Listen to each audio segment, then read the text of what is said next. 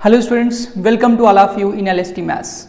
Dear students, today we are going to solve exercise number 3.5 and in this exercise first question is, ठीक है, first question क्या बन गया आपके पास, which of the following pair of linear equations has unique solution, infinitely many solutions or no solutions. In case if there is unique solution, find it by using cross multiplication method. Dear students, यहाँ पे question number 1 के अंदर आपको क्या होगा कि हर एक part के अंदर pair of linear equation in two variables दिया होगा. मतलब हर पार्ट के अंदर आपको टू इक्वेशंस दी होंगी और आपने चेक करना है कि उसके सॉल्यूशंस जो हैं वो कौन से हैं. मतलब यूनिक सोल्यूशन है, इनफिनिटली मैनी सॉल्यूशंस हैं या फिर नो सॉल्यूशंस हैं. ठीक है. और अगर किसी केस में किसी पार्ट के अंदर यहाँ पे आपके पास यूनिक सोल्यूशन आया तब आपने क्या करना है, उसको क्रॉस मल्टीप्लाई मेथड से सॉल्व करना है. ठीक है.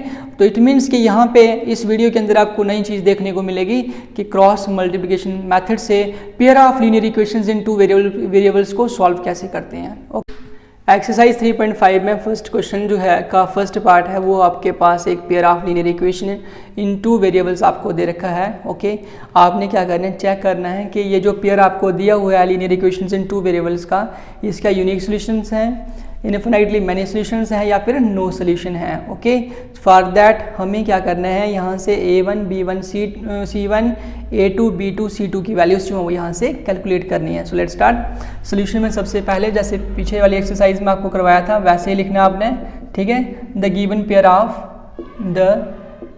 Pair of linear equation is. ठीक है. तो सबसे पहले फर्स्ट लिख दीजिए x minus 3y minus 3 equals to 0. Okay. Next है 3x minus 9y minus 2 equals to 0. Dear students, सबसे पहले आप लोगों ने करना क्या, यहाँ से आप लोग कर सकते हैं, इसको फर्स्ट इक्वेशन ले लेना है, इसको सेकंड इक्वेशन ले लिया आपने. यहाँ से निकालना आपको a1 b1 निकालना है, c1 निकालना है. ओके. फिर निकालना है आपको a2, फिर निकालना है b2 और फिर निकालना है c2. क्लियर. तो सबसे पहले हम a1 b1 c1 की बात करते हैं तो ये आपको मिलेगा फर्स्ट इक्वेशन से. a1 is the coefficient of x in first equation. तो कोफिशिएंट x का कितने हैं, नथिंग. तो जिसका कोफिशिएंट कुछ नहीं होता उसका 1. तो लिख दिया आपने, यहाँ पे कॉमा लगा दीजिए. उसके बाद b1 की value coefficient of y in first equation that is -3. Okay. और यहाँ से कॉन्स्टेंट टर्म कितना आ गया, -3. इसी तरीके से आपने a2 b2 c2 फाइंड कर लेना है. ठीक है. उसके बाद यहाँ से आ गया आपके पास ये 3, यहाँ से आ गया -9 और यहाँ से कितना आ गया -2. ओके. अब आपने क्या करना है, नाउ अब आपको कैलकुलेट करना है a1 डिवाइड बाई a2. ठीक है. ये चीज़ हम कैलकुलेट करेंगे तो क्या आ गया आपके पास 1/3. यहाँ से कर लिया a1 डिवाइड बाई a2. ठीक है. मतलब 3. उसके बाद सिमिलरली इसी तरीके से आप लोगों ने क्या निकाल लेना है, यहाँ से b1/b2. ओके. देखते हैं कैसे निकलता है. -3 divide by -9, minus minus cancel, 3 1 3 3 3 9 that is 1/3. उसके बाद लास्ट में क्या निकालना है आपको, c1/c2. तो यहाँ से देखते हैं -3 डिवाइड बाई -2 तो ये कितना हो गया 3/2. ठीक है. यहाँ पे हम देख पा रहे हैं कि जो हमारे पास रिजल्ट आया है इसमें a1/a2 की जो वैल्यू है वही b1/b2 की वैल्यू है. तो लिख देंगे a1/a2 is equal to b1/b2 but not equals to, ये किसकी इक्वल नहीं है, ये 3/2 के भी इक्वल नहीं है इसकी वैल्यू जो आई है. ठीक है. मतलब ये नॉट इक्वल्स टू c1/c2 लिख सकते हैं. तो इस केस के अंदर, इस पार्ट के अंदर हमारे पास जो कंडीशन बनी है वो क्या बनी है, a1/a2 equals to b1/b2 but not equals to c1/c2. तो आपने लिख देना है, यहाँ पे लिख देते हैं from here we find that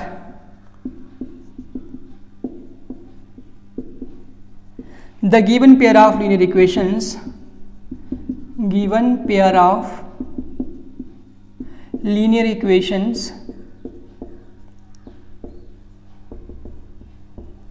in two variables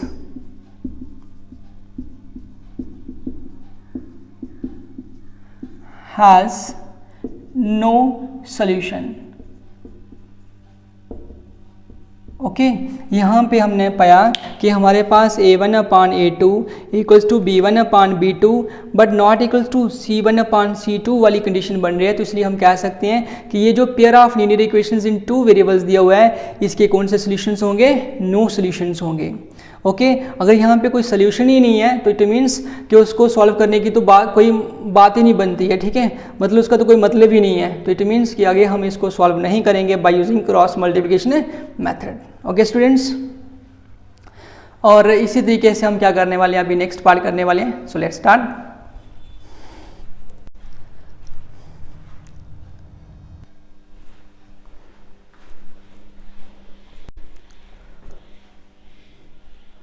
dear students, अभी हमने आपके लिए सिलेक्ट किया है part number 2 from question number 1। Okay ये स्टूडेंट्स, तो लिखना तो यहाँ पे भी वही है, the given pair of linear equation is, तो यहाँ से आप लोगों ने लिख दिया 2x + y is equal to 5 लिखा है ना। तो dear students, cross multiplication method वाले जितने भी क्वेश्चंस रहेंगे, मतलब उसमें सभी टर्म्स लेफ्ट में रखनी है, कांस्टेंट टर्म को भी लेफ्ट में लाना है। ठीक है, ये रूल जो है वो सब्स्टिट्यूशन और एलिमिनेशन मेथड में यूज़ नहीं होता है। ठीक है, तो यहाँ पे आ गया आपके पास लेफ्ट में आया 5, तो नेगेटिव हो गया 0, और यहाँ पे कितना हो गया बच्चे? 3x + 2y okay -8 equals to 0। ये आपके पास फर्स्ट इक्वेशन है, ये वाली कौन सी? Second equation. तो सबसे पहले वही चीज़ निकालें, यहाँ पे क्या a1 जो भी है फर्स्ट इक्वेशन से लिखते जाइए 2, b1 डियर स्टूडेंट्स यहाँ पे y का कोफिशिएंट 1, उसके बाद c1 कितना आ गया आपके पास? -5, उसके बाद a2 की वैल्यू निकालेंगे। ठीक है, तो कितने हो गए? 3, b2 की वैल्यू जो है वो कितनी हो गई? 2, एंड c2 की वैल्यू कितनी हो गई? -8। ओके, उसके बाद नाउ अब आप लोग यहाँ से क्या कैलकुलेट करोगे? a1/a2। ठीक है, a1/a2 कैलकुलेट करेंगे तो मीन्स 2/3। तो इसको आगे सॉल्व नहीं कर सकते क्योंकि ये को प्राइम नंबर्स हैं। ठीक है, तो उसके बाद देखते आगे नेक्स्ट कम्स b1/b2। ठीक, तो कितना हो गया? 1/2, c1/c2 तो हमने कैलकुलेट किया तो कितना पाया? यहाँ से आ गया आपके पास -5 डिवाइड बाई -8। डियर स्टूडेंट्स, ये कैंसिल आउट, तो इट मीन्स यहाँ पे क्या आ गया हमारे पास? यहाँ पे हम लिख सकते हैं hair a1/a2 not equals to b1/b2। ये वाली कंडीशन यहाँ पे हो जाए ना, उसकी आगे c1/c2 के इक्वल है या नहीं है उससे हमें कोई फ़र्क नहीं पड़ता। यहाँ तक देखने से हमें पता चल रहा है कि इसके कौन सी कंडीशन बन गई है? यूनिक सोल्यूशन वाली हो गई है। तो यहाँ पे नॉट इक्वल्स टू c1/c2 है, या फिर इक्वल्स टू भी होता तब भी यहाँ पे क्या होना था? यूनिक सोल्यूशन ही होना था। ठीक है, तो हम यहाँ पे लिख सकते हैं from here we find that, यहाँ से हमने क्या पाया? The given pair of linear equations in two variables, linear equations in two variables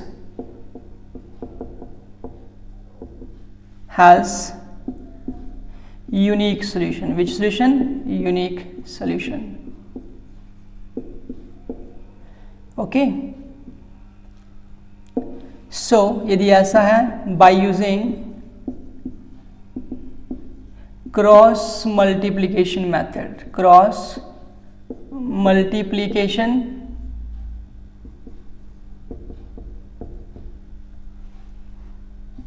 method we gate.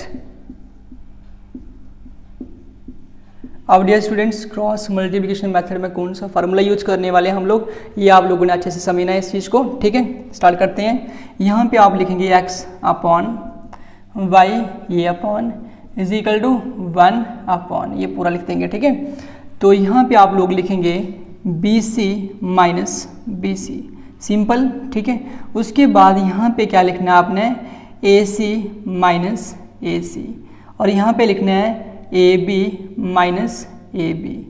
Clear? Formula बनाएंगे इस चीज़ को, यहाँ से स्टार्ट करेंगे। ठीक है, आप फिर से सुन लीजिए x/y/1/, और उसके बाद x की डिनोमिनेटर में BC माइनस BC लिखने हैं, y की डिनोमिनेटर में AC माइनस AC लिखने हैं और 1 की डिनोमिनेटर में AB माइनस AB लिखना है। क्लियर हुआ? उसके बाद आप लोगों ने क्या करना है, यहाँ पे ना यहाँ की काउंटिंग स्टार्ट करनी है 1 2, यहाँ पे आपने लिख दिया 1 2, तो यहाँ पे क्या लिखेंगे 2 1, उसका उल्टा कर दिया, ठीक है, उसकी रिवर्स कर दिया उस चीज़ का। उसके बाद अगर यहाँ पे जो चीज़ लिखी है ना 1 2 1, वही यहाँ पे लिखनी है, तो ये लिखेंगे 2 1। अगर यहाँ पे 2 1 लिखा है ना, यहाँ पे उसका रिवर्स 1 2, और जो चीज़ आपने यहाँ पे लिखी है तो ये वही यहाँ पे 1 2 और यहाँ पे उसका रिवर्स 2 1। तो डियर स्टूडेंट्स यहाँ पे हमने लिख दिया 1 2 2 1 2 1 1 2 1 2 2 1।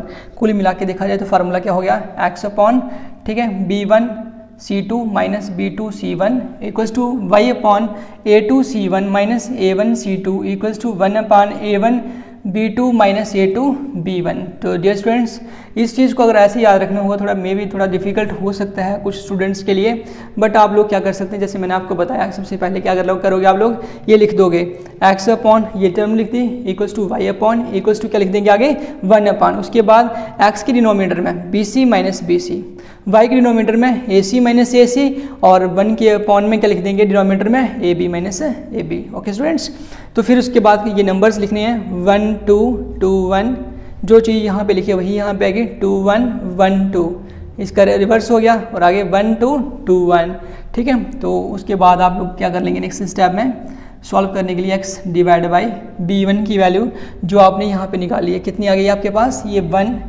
और इनटू मतलब मल्टीप्लाई कर दिए C2 के साथ, एंड दैट इज -8। तो माइनस आ गया फार्मूले से, B2 की वैल्यू यहाँ से देखेंगे कितनी है 2। ओके, ध्यान से देखना, आपको दिखाई दे रहा है कि नहीं दिखा रहा है, C1 हम देखेंगे यहाँ पे -5, तो यहाँ तक पहुँच गए, इज इक्वल टू ये है ना y अपॉन, तो आपने वही लिख दिया सेम A2 C1, A2 की मल्टीप्लाई इसकी C1 के साथ, मतलब इसको 3 की मल्टीप्लाई किसके को करनी है -5 को, तो क्या लिख दिया आपने 3 इंटू -5 और यहाँ पे माइनस लिख दिया, और यहाँ पे क्या आएगा A1 C2 है ना, A1 C2 मतलब A1 की मल्टीप्लाई C2 को करनी है, A2 यहाँ से लेना और C2 वहाँ से लेना, A1 सॉरी यहाँ पे और C2 यहाँ से लेना है, ठीक है। तो ये आपके पास हो जाएगा 2 इंटू -8, तो ये हो गया 2 into -8 equals to 1 upon A1 की मल्टीप्लाई B2 को करनी है, A1 ये है और B2 ये है, 2 इंटू 2 लिख देंगे आप लोग यहाँ पे, 2 इंटू 2 माइनस उसके बाद करेंगे A2 B1, A2 ये है और B1 ये है, मतलब 3 की मल्टीप्लाई 1 के साथ, तो रहेगा 3 इंटू 1। ओके स्टूडेंट्स, तो स्टूडेंट्स यहाँ पे लिख देंगे 1 x डिवाइड बाई क्या गया 8 1 जा 8 आएंगे, प्लस इंटू माइनस माइनस रहेगा, माइनस इंटू माइनस हो गया प्लस, 2 5 जा 10, तो ये हो गया आपके पास y अपॉन 3 5 जो हो गए 15, तो ये प्लस माइनस माइनस आएगा, माइनस इंटू माइनस क्या हो गया प्लस, 2 8 जा 16 इक्वल्स टू 1 अपॉन 2 2 जो हो गए 4 एंड 3 1 जा 3।